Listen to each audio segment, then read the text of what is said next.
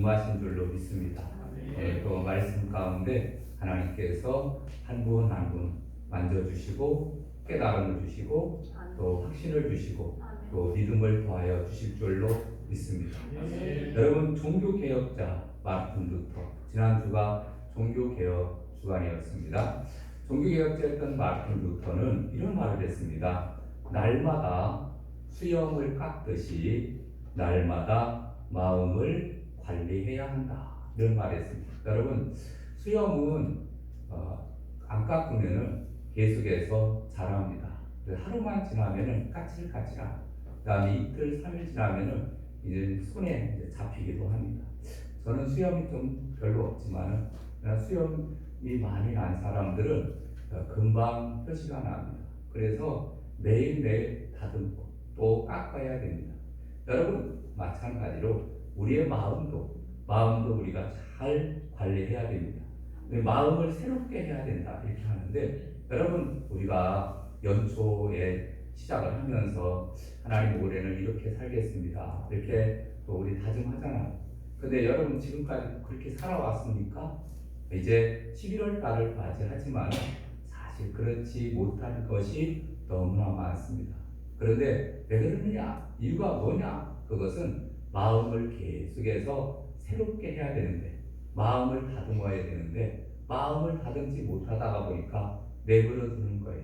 그러니까 내버려 두니까 나중에 거기에 풀도 나고, 그 다음에 뭐 미움과 시기와 질투, 뭐 엉뚱한 것들이 자라게 되어서, 그리고 나태하고 게으르다가 보니까 내가 마음 먹은 대로 하지를 못하는 이러한 모습을 보게 됩니다.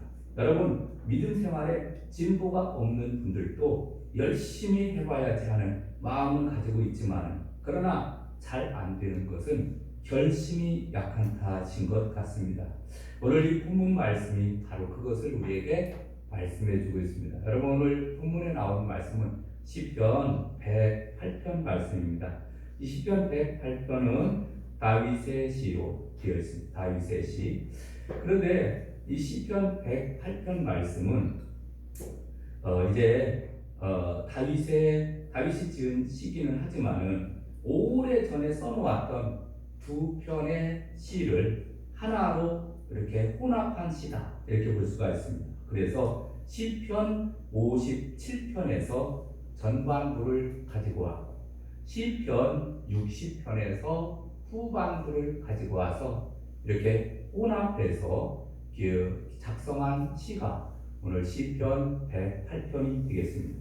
시편 57편은 다윗이 사울 왕을 피해서 굴에 있을 때, 아둘람 굴이라든가 또 광야에 여러 굴들이 있는데, 그런 굴 속에 있을 때 하나님 앞에 지은 시가 바로 시편 57편입니다. 아주 아무런 시기였죠. 그리고 시편 60편은 이제 다윗이 왕 위에 오르게 됩니다.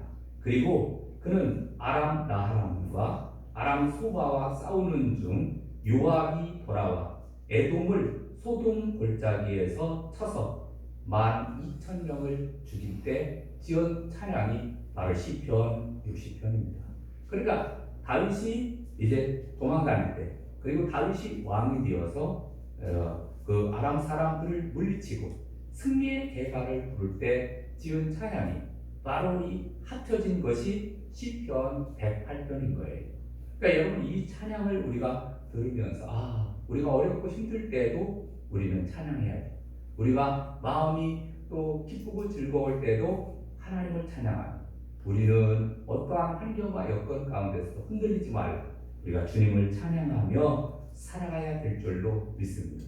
그래서 우리 마음이 관건인데, 이 마음이 여러분 상황이 좋고 나쁜 것이 중요한 것이 아닙니다. 나를 죽이려는 상대가 많고 적응도 문제가 아닙니다.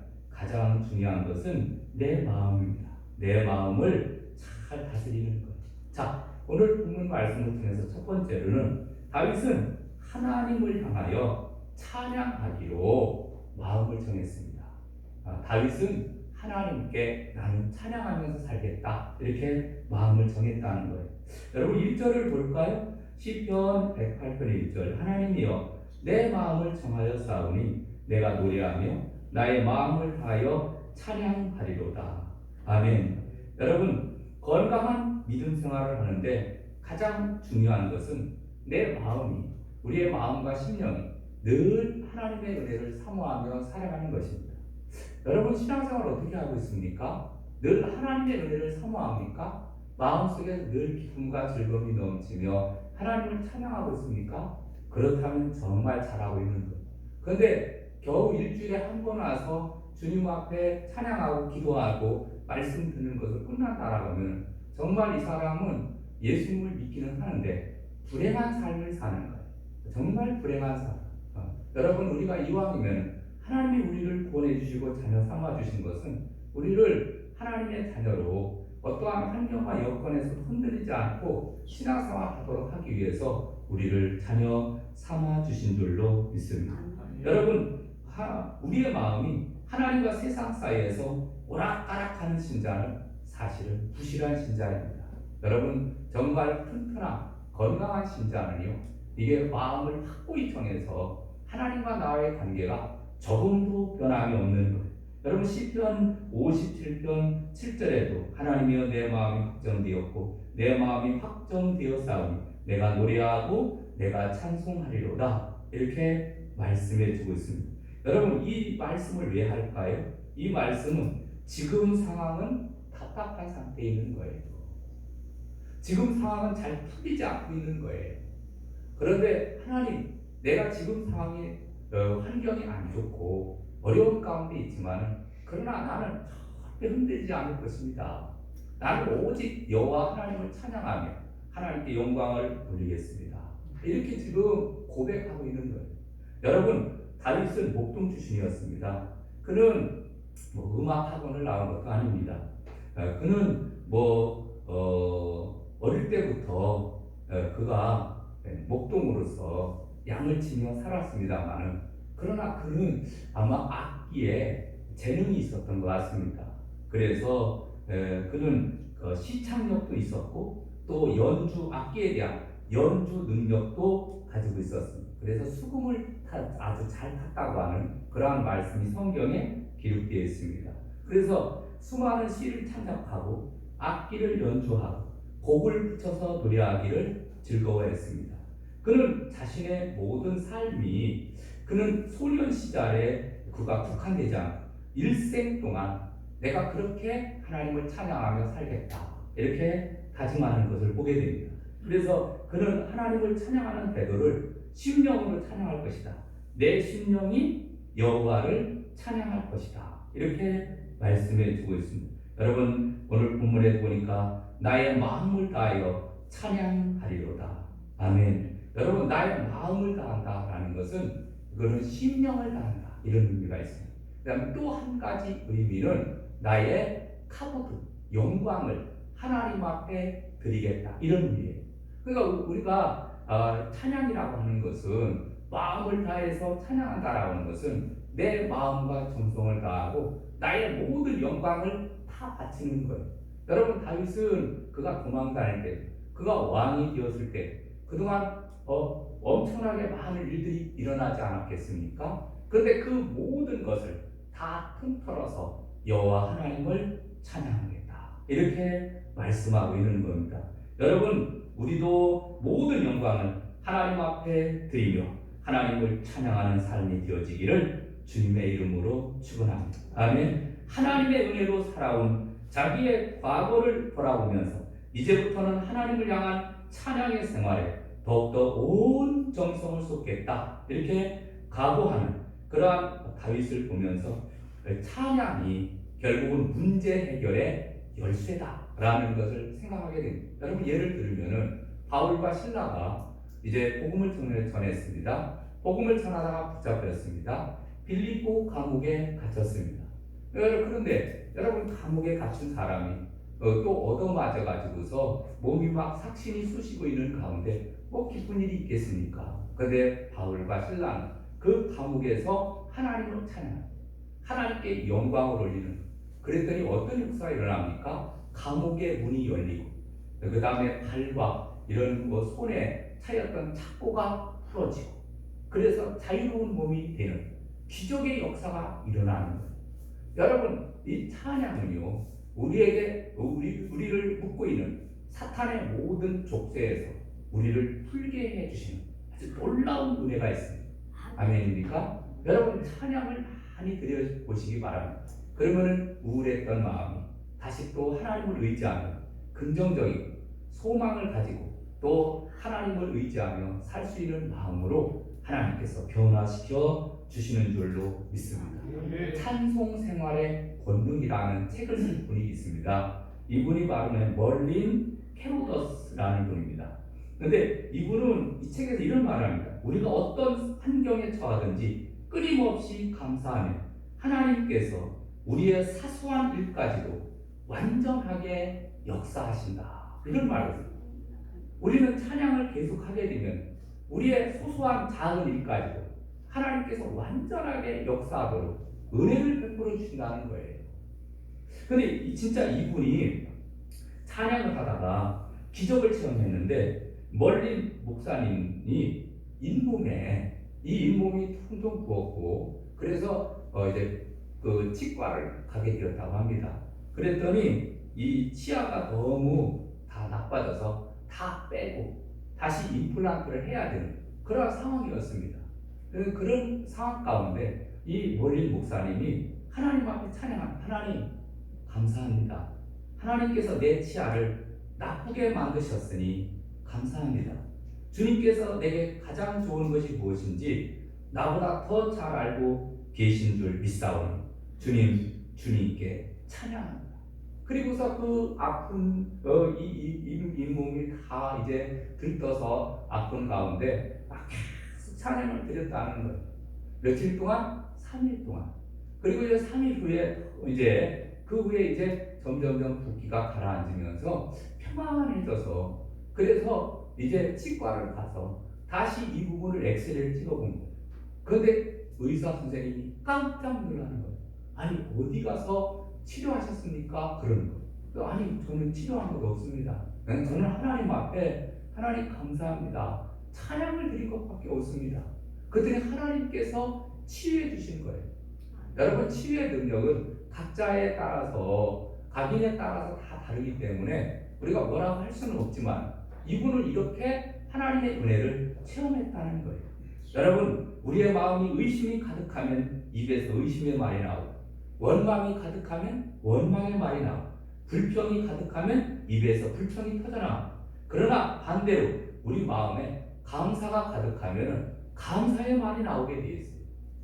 여러분 성경에 나오는 이 말씀을 기억을 하면서 우리도 여호와 하나님을 찬양하며 감사하며 사시기를 주님의 이름으로 축원합니다. 아멘. 그래서 이사야서 43장 21절에 보니까 이 백성은 내가 나를 위하여 지었나니 나를 찬송하게 하려 함이라. 아멘. 하나님이 왜 우리 인간을 이 세상에 지었습니까?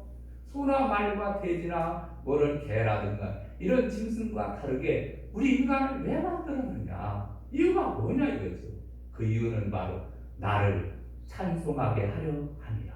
아멘. 여러분 차를 타고 요즘에는 대부분 차들이 많이 있으니까 자가용들이 많이 있잖아요. 여러분 찬양 많이 들으시기 바랍니다. 교통방송도 듣고 그 다음에 USB 또는 뭐 CD 여러분 다 들을 수 있잖아요. 가면서 오면서 찬양을 자꾸 많이 들어요. 찬양을 듣다 보면요 하나님의 영이 직장을 가든 어디를 가든지 늘 함께하는 것을 느끼게 되어 있어요. 여러분 늘 주님을 찬양하며 사시기를 주님의 이름으로 축원합니다. 그래서 다윗은 그는 찬양하며 살겠습니다 라는 이 각오를 가지고 찬양대를 육성을 했어요. 그래서 무려 이 다윗은 찬양대원이 몇 명 있었는지 아십니까? 4,000명. 그러니까 4,000명의 그 찬양대원이 우렁차게 하나님을 찬양한다. 해봅시다. 엄청나지 않습니까? 여러분 이렇게 찬양의 삶을 살았던 다윗처럼 우리도 찬양을 하는 거예요. 하나님이여 내 마음을 청하여 싸우니 내가 노래하며 나의 마음을 다하여 찬양하리로다. 아멘. 그런데 이 찬양할 마음에서 찬양하는 게 아닙니다. 문제가 아직 해결된 게 아닙니다.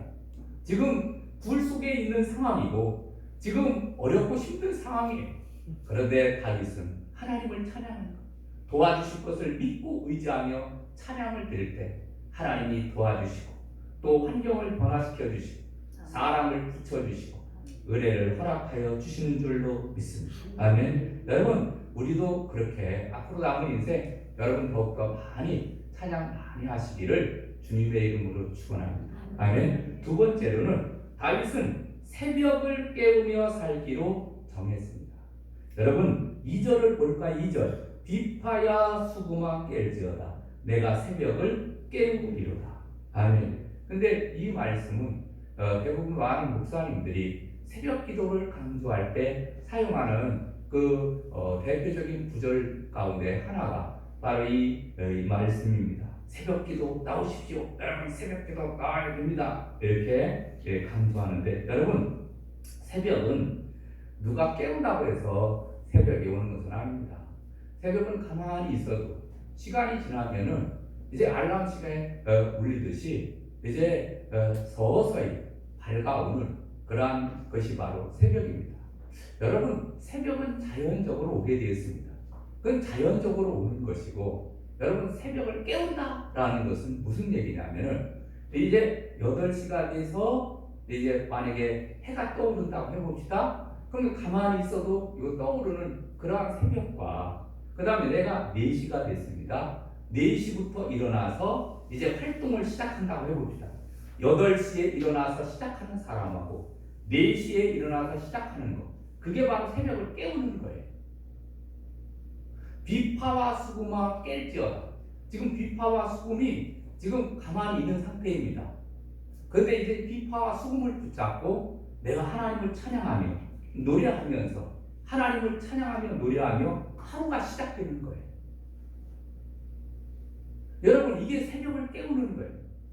영성을 깨우는 것이고, 우리는 그냥 좀 더 자자, 좀 더 눕자, 그리고 쿨쿨 잠을 자고, 그 다음에 이제 동이 다 터서 일어나는 그러한 하루의 일과가 그렇게 시작되는 것이 아니라, 여러분, 하루의 일과가 내가 새벽을 깨우는다. 그래서 새벽은 아직 이렇게 오지 않았지만 내가 아침부터 일찍 일어나서 하루의 일과를 시작한다라면, 그것은 어떤 사람은 그게 하루의 일과가 10만원짜리 하루의 일과일 수도 있고, 어떤 사람은 1000만원짜리 하루의 일과가 있습니다. 여러분, 대기업 회장들은요, 1시간이 수천만원 하잖아요. 하나님이 주시는 귀한 시간을 어떤 사람은 그냥 쿨쿨 자면서 잠으로 보내는 사람이 있는가? 어떤 사람은 새벽 일찍부터 주 앞에 나와서 머리를 조아리고 기도하면서 하나님, 오늘 하루도 주님 앞에 의탁을 드립니다. 사랑하는 자녀들 다 믿음 안에 든든히 서하게 하시고 예수 잘 믿고 하나님 돌봐 주시옵소서. 엎드려서 기도하면서 하루를 시작하는 사람도 있어요. 여러분, 우리는 다윗은 그는 내가 새벽을 깨우리로다 이렇게 말씀을 했듯이 우리도 새벽을 깨우는 삶을 사시기를 주님의 이름으로 축원합니다. 여러분, 새벽의 그 종소리가 없어진 지 참 오래되었습니다. 저는 시골에서 살았는데 그 이전에는 새벽 종을 뱅뱅 휘쳤습니다. 그러다가 그 후에는 차인벨로 이제 벨소리를 막 풀어놨습니다.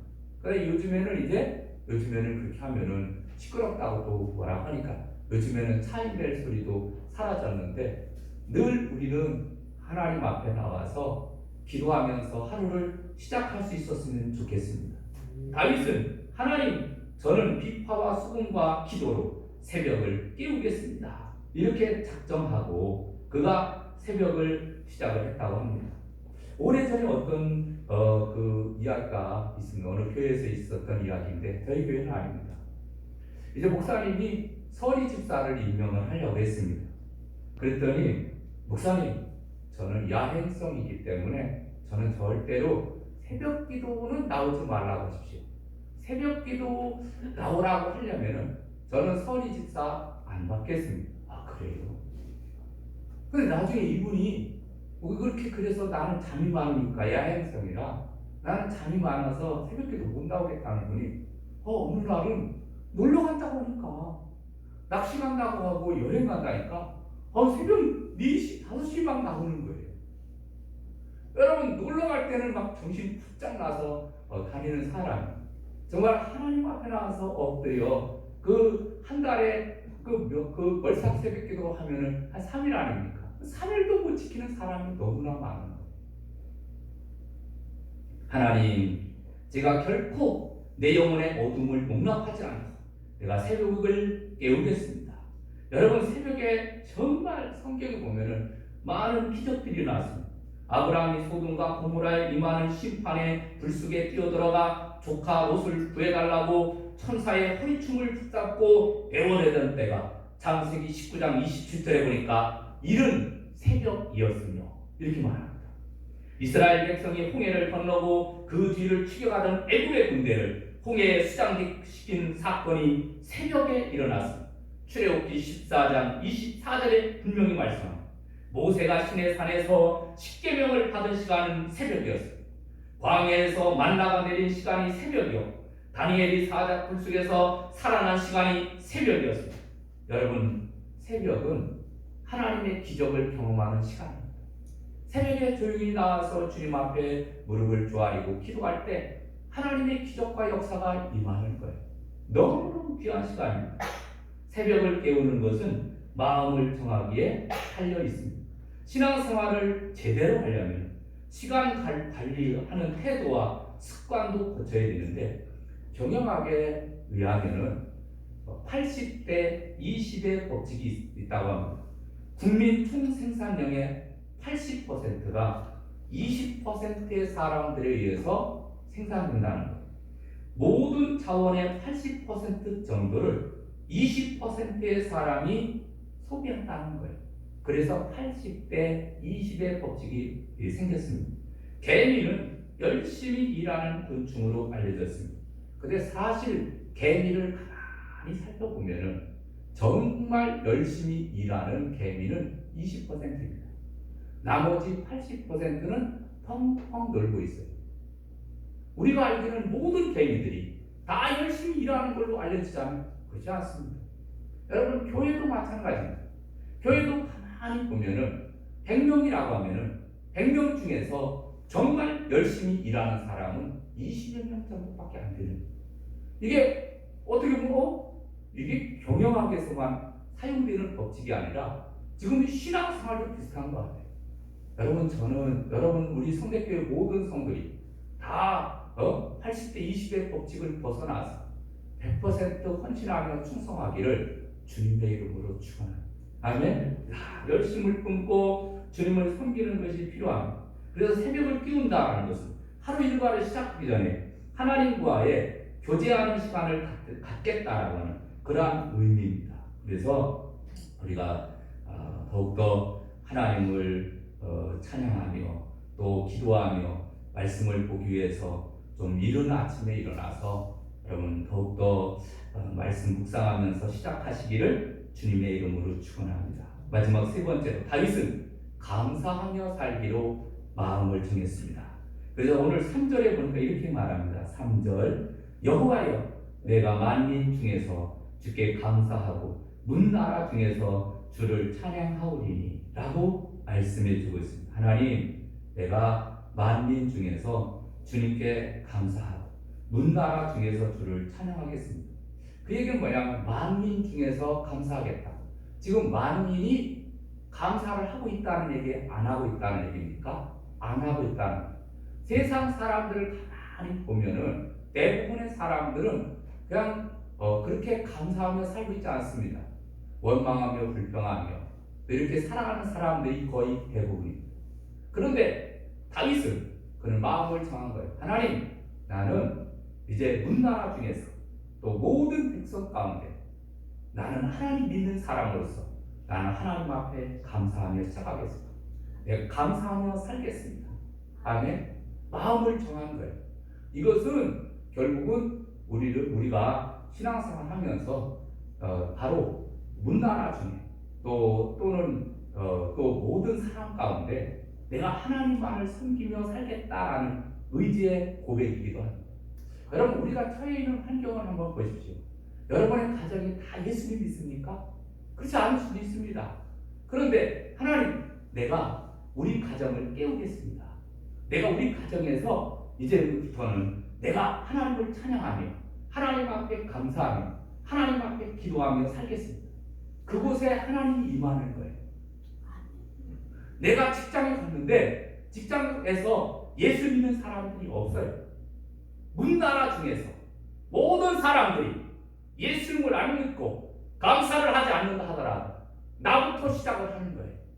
그곳에 하나님이 임하고 하나님의 축복이 임하여서 한 사람 한 사람 예수 믿고 구원받고 하나님의 나라가 확장되는 기적이 일어나는 거예요.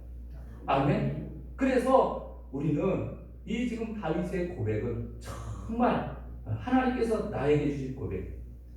토마스 에디슨이라는 분이 있습니다. 생전에 1300개 이상의 발명 특허를 했습니다. 활동 사진기, 축음기, 무선 전신기, 전자기기, 영상기기, 대부분은 그의 발명품으로부터 시작이 되었다고 합니다.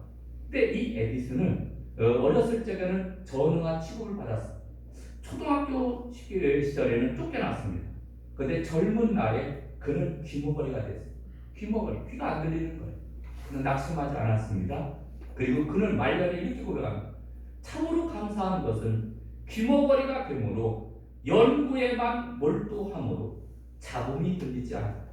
이것이 나에게 큰 도움이 되었다. 이렇게 고백합니다. 귀머거리가 되어서 다른 잡소리가 안 들리니까 그냥 자기가 연구하고 싶으면 연구하는 거예요.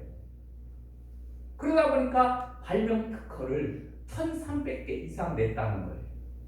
대단하지 않습니까? 그는 이제 66세 때 연구실에 불이 나서 연구 자료가 모두 불타 없어지는 그러한 때도 있었습니다.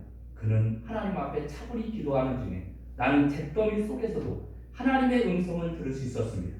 하나님께서 나의 모든 실수와 잘못을 깨끗이 불태우고 새롭게 출발할 수 있는 기적을 보여주심을 감사를 드립니다. 여러분, 고난과 역경 가운데서 하나님 앞에 감사할 수 있는 마음, 그것이 바로 하나님께서 우리에게 요구하는 마음인 줄로 믿습니다. 여러분, 지금 다윗은 목숨 하나도 지키지 못해 동굴까지 들어온 처지였지만 그러나 나는 하나님 앞에 감사하겠다.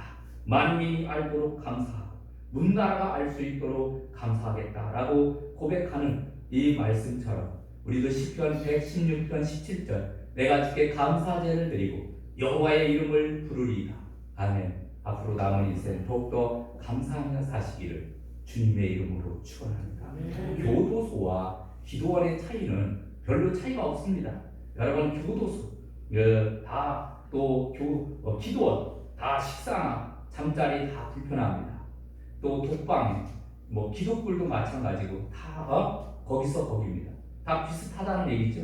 그럼 굳이 차이를 구분한다라면은 교도소와 기도원의 차이는 불평을 하느냐 아니면 감사를 하느냐의 차이. 교도소는 왜 나를 붙잡아왔을까? 다 나보다 더 나쁜 사람도 많이 있는데 늘 불평하며 원망하는 것이 교도소이고 내가 붙잡혀서 여기 와서 지금 이 고생을 한다. 불평하는 것이 교도소이고 그 다음 기도원은 하나님 감사합니다. 나 같은 죄를 구원해 주시니 하나님 감사합니다. 이렇게 감사하는 것이 기도원이라는 거예요. 여러분, 우리의 환경도 마찬가지예요. 우리 집구석에 들어가면 좁습니다.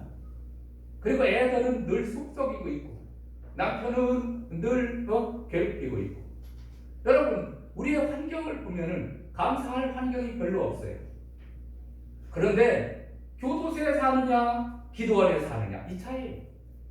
이것이 내가 집에 들어가는 것이 정말 아주 들어가기 지긋지긋해가서 들어가기 싫은 그러한 곳이냐, 내가 정말 이곳이 바로 여기가 천국이니 이런 마음을 가지고 기도원 들어가듯이 들어가느냐. 여러분, 회사를 나갈 때에도 귀찮고 힘들고 그런데 오늘도 회사 가서 또 돈 벌어야 되니까 억지로 가서 어거지로 일하는 사람, 남의 눈치 보고 또 그 윗사람들 눈치 보면서 적당히 어떻게 하려고 하는 사람, 이런 사람과 감사하며 사는 사람과는 또 다를 거 아닙니까? 여러분, 이왕이면 예수 믿고 구원받은 하나님의 자녀들은 내가 처해 있는 환경과 여건을 뛰어넘어서 더욱더 감사함으로 하나님 앞에 영광을 올리며 사시기를 주님의 이름으로 축원합니다. 이 찬양 드릴까요? 589장 드립니다. 589장.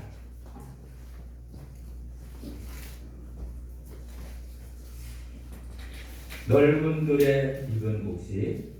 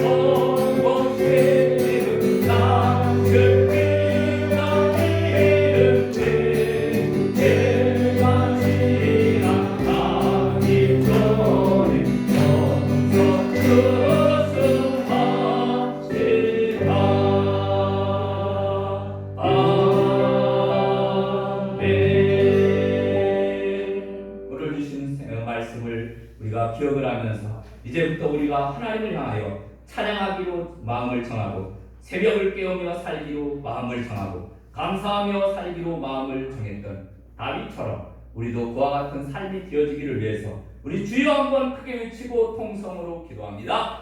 주여! 하나님의 사랑이 많으신 아버지 하나님